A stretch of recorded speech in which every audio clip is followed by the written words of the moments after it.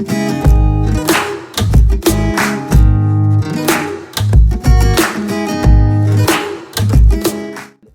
up, y'all? I'm Will Marsh. I'm already butchering things today already. We should do that again, but we're not. I am your co-host here on Weekly Wallet Wagers, and I am joined with The banker, Jonathan the Hillier. Banker.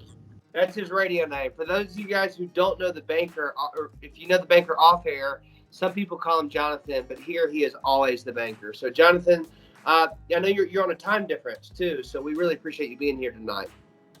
Yeah, just a little bit behind, around 2 hours. You know, But it's not, it'd be worth it to live where you live. I love that city. yeah, Denver's pretty nice. But hey, we have some pretty wonderful topics for you guys today.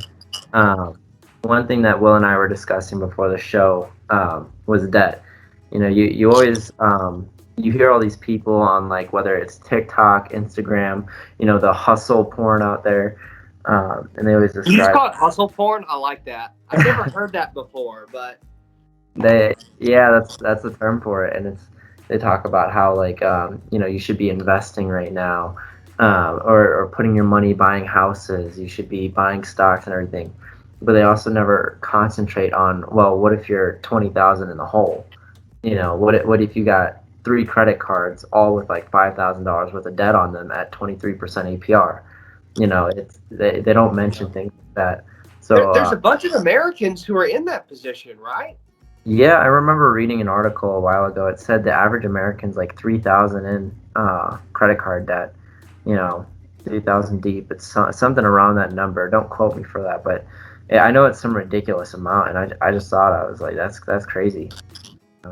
It is, and because it's not just the principal balance, which you just referred to, John. I mean, the average number was what, 3,000 that you just said. But what Yeah. gets really crazy about it that I think that we ought to talk about tonight is the APR rates that some of these companies issue credit cards with, and what that does to your debt. Because you can be making payments every single month, slaving away, going to work like most people do, and not actually making any headway on your debt because you have a 30% month to month interest rate or whatever they lock you in as, and it's terrible. Yeah, and the worst thing about it, though, is a lot of people with these credit cards, they'll pay the minimum, but they don't realize, if you've got an APR of 30%, but you're only required to pay 2% or $20, whichever is more, you're never going to pay that card off. You're always going to continue digging yourself a hole. And it's kind of crazy, and I deal with it a lot all day. I see all these people that are in thousands of dollars worth of credit card debt. And it's something to be wary of. It's a little bit of a trap, you know.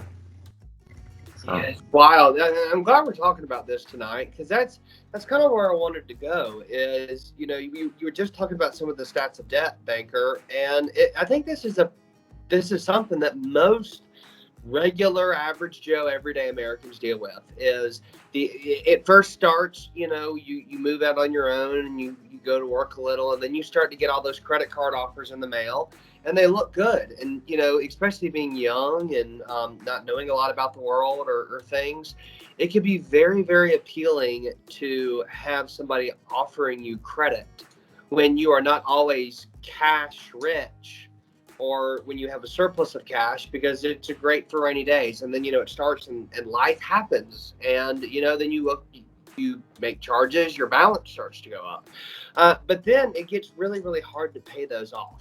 So I would like for us to kind of dive in. John, we've established that the average American has credit cards and they have debt. So my question for you is, what should the average American be doing to help get away from this, so they can then start, instead of money being a defensive thing, it can become an offensive thing? yeah, so with there's a couple things we could do. A lot of what you would want to do is debt consolidation. It's a pretty common form of, grouping all your debt into one. So instead of making like payments on three different credit cards and a personal loan, you merge it all onto a personal loan, and it cuts the interest rate of your credit cards in half. So if, like, let's say one of your credit cards has 20% on it and you have a personal loan at 9%, and then you just consolidate all that onto a personal loan at 9%, it cuts how much interest you're paying on that card in half, or what would have been paying on that card. And then there's other things too as well.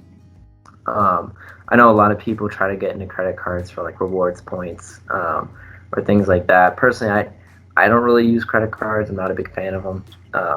I I used to have one back when I was a kid to build credit, but um, yeah, if you are going to use credit cards, one of the really important factors is to make payments on time, make more than the minimum if you have a large outstanding balance, and then to keep your utilization below 30%.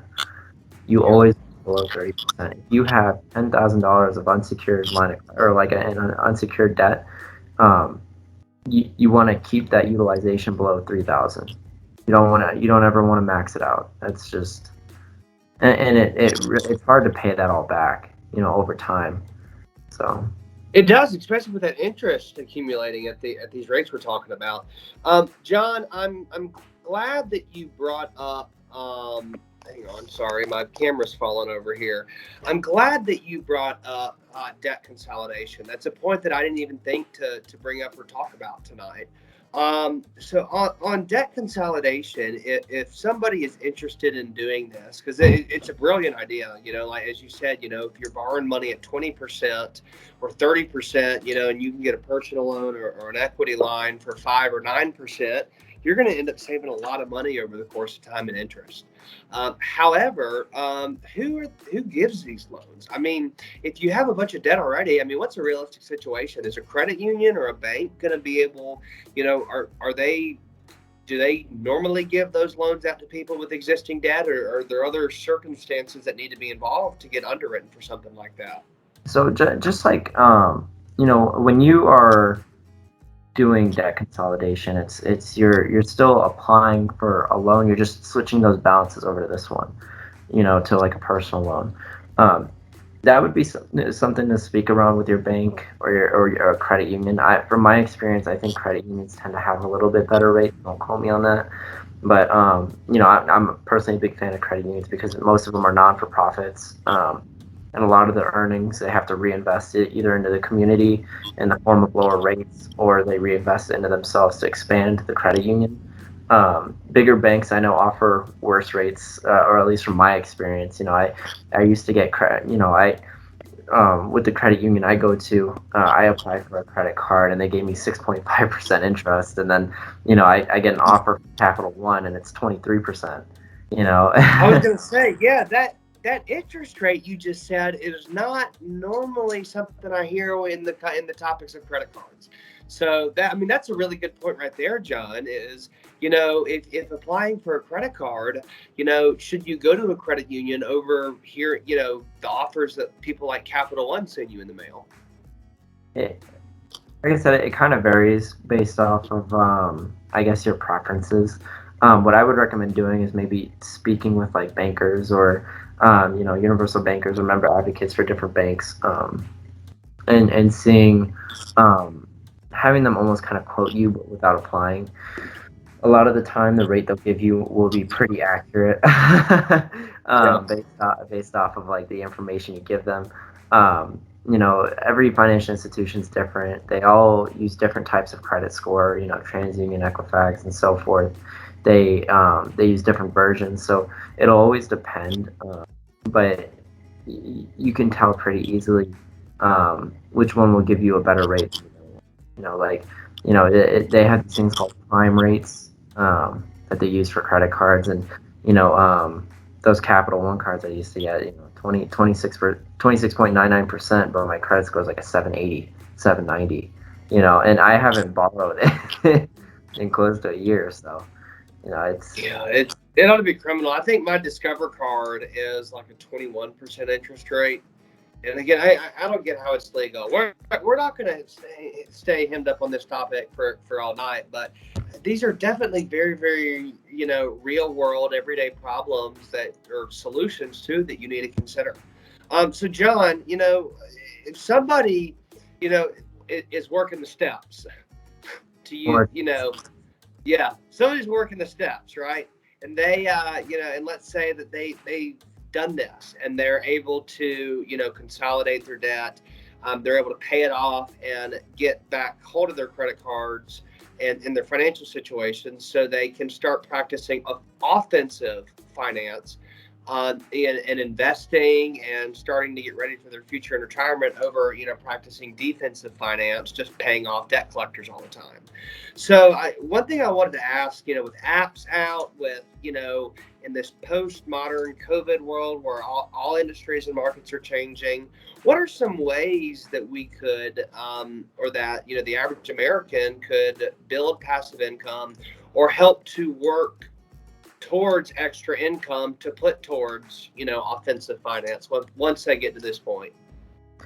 So there's a couple methods. Will and I are actually about to start a business venture soon. More on that later. It's actually already started, John. I'm excited Well, to talk already about started, but there's also like one thing I remember that a couple people overlook is like, or most people overlook, is surveys. One thing I've always noticed is back when I was working security, I had all this free time on my hand. I wouldn't be doing anything. One thing that you could always do is surveys. There's a lot of places out there that will pay just for information. Information is key. So just by taking surveys. So what are these companies? Are they apps? Are they websites? How does the average person find this? So I think the best way, back when I was interested in doing it, and I did it for like maybe a couple of weeks, and I think I made around $50 total. And it would only, I'd sit there for an hour and just take a survey and then get paid. But I would normally just look up surveys that pay online and then, find whichever one that fits. I think maybe they do have a couple that are apps, but the ones that I used to use were websites. So it was an interesting thing. So you're saying that you can Google, what are our search words here? If we were to search for this on Google at trying to find a website that would pay us, what would you search for? I think personally, I would probably search for like surveys that pay, or like income surveys maybe, or passive income survey or something of that sort. Even though it's not passive, it's a good thing to do when you're down. If you have a 45-minute lunch break and you have time to just sit there and take a survey, if you get 3 or 4 surveys done, 4 to 5 hours within a lunch break, just by doing that, which is pretty neat. So That's very helpful. Just in always looking for stuff. That's one thing I've never thought of myself. On this whole subject of building passive income, John. The business that you just referred to a moment ago. A few weeks ago. So John and I got started and started. We've been doing the show, and we're always kind of talking about money and ideas, which is one way the show kind of spawned off. But in those conversations, we started talking about doing vending and purchasing vending machines, candy machines, bubble gum machines, and placing them in high traffic areas around the greater Denver area as well as the greater Raleigh-Durham area. So we started that. We bought several machines. I've got Aya, our video assistant, or our video editor, and my assistant calling. We've actually got a spreadsheet, John. It's in Google Sheets, and every day she calls businesses in our target market areas, which are certain like high traffic roads in Raleigh. And she just, goes on Google Maps and looks at businesses and just starts calling down the road every day. And then she updates in our Google Sheet, the business name, the area, the number, and then notes as far as what they said. So we've built this whole back office system that we're utilizing. So we just follow the steps each day, to use that twice in the podcast now, following the steps. And hopefully we'll make something out of it. So again, if you guys listeners, y'all know anything about the vending business, hit us up. A little bit of back to you, Baker. Vending machine empire is what we're building over here. Empire, exactly. We are moguls. Mogul. I like that term. Like real estate. Yeah, we're vending moguls. Gonna be. I like that. Gonna be, but yeah, and stay tuned to see what we're watching, or not see what we're watching, but see what we're going to go with this. And then every week we do the weekly wallet leaders, so you'll see step by step what we do and how we grow the business. So We do. This has been fun, and as we continue to do business ventures, John, we'll continue to talk about it.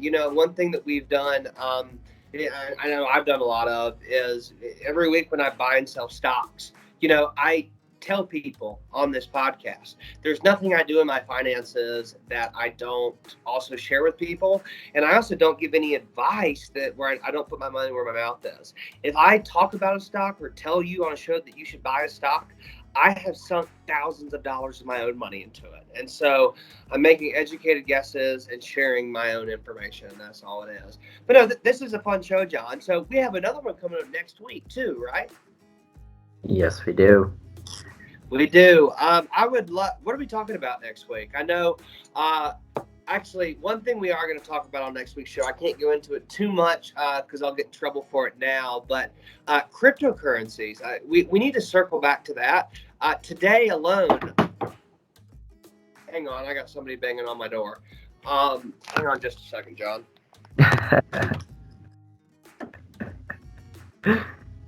Apparently nobody's there. So guys, hey, I'm actually doing this episode with y'all in a hotel. Y'all can, if y'all are on the video of this, y'all can see this really, really tacky paper behind me. It's like something out of like a terrible place in the '60s. I guess they don't do much updating around here, but yeah. So that's why I have this awful scenery around me. Sorry, John. Banker. All good. Yeah. We'll talk a little bit about cryptocurrency.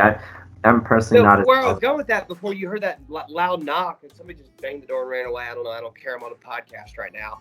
But ETH, your Ethereum, Eurethium, however you pronounce it, that crypto, they've gone up like over 15% today. We bought a bunch. Aya, our video editor, also helps manage my portfolio, and she again, she's brilliant. But so thank you, video editor Aya, for purchasing a bunch of ETH for us because they have had a huge spike today. We're going to go into that a little bit more next week, Banker, because I know that we talk about it, but we don't really talk about how to do it and like what to follow and when to buy and when to sell.